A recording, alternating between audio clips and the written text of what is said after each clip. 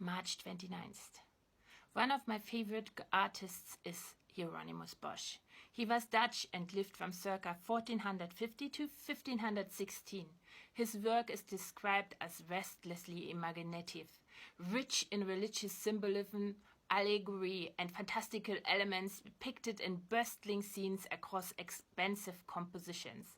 Some also say there's a dreamlike or a nightmarish quality to his paintings, or that they are mind-blowing. I mean, he depicted plum-headed men and ears armed with a blade and an owl perching as head on the dancing bodies of not just one, but two naked people. It's really hard to describe what he was thinking. Unless you come back to the ideas described by Robert Kegan in his model of the development of a mind. When you look at Bereshit or Genesis from this perspective, what you see is a description of a creation of a model of a world and the separation of the self from that. Bosch then has gone through the process of growth, realizing that our self is a costume created by us as one of many, only to then collapse the self-imposed distinction between the world and the self he has created, taking the position of an observer. And as the artist he was, he then took it one step farther, to the last stage of Kegan's model. Transcendence. It is the stage at which we understand how the process of world generating works and take charge of the creation of our experiences. This stage, other than in art, is hypothetical.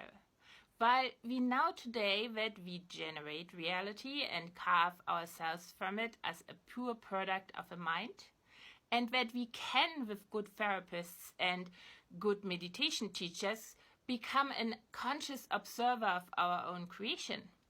We've last and not yet rediscovered the operation manual for the world generator. We can begin to predict the already set up system, but we are not able to make a system of our own after the first yet, and the next one, and the next. We don't know yet the algorithm that makes the electron dance. But as we can switch our point of view from the inside of a story we spin to the outside, we should be able to find out. Was Bosch able to live in the worlds he's created on his oak wood panels? Had he access to some long-forgotten knowledge shared via trade routes to faraway places? Europe at that time he lived was just at the cusp of leaving the status of a backwater behind, discovering a wide world beyond its mental confines. So, it's possible. People are always more susceptible to ideas when the standard story has yet not been settled on and established. With much of a knowledge, ancient and new, bursting in from the outside, it would take the age of the Enlightenment to cut the lens or create the filters with which we build our reality today.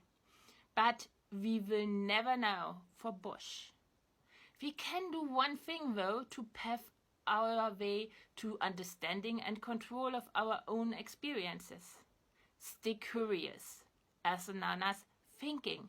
Make a habit out of thinking. Let's turn thinking into a movement. Like, comment, share, and as always, thank you for gifting me with a few minutes of your most precious, your lifetime.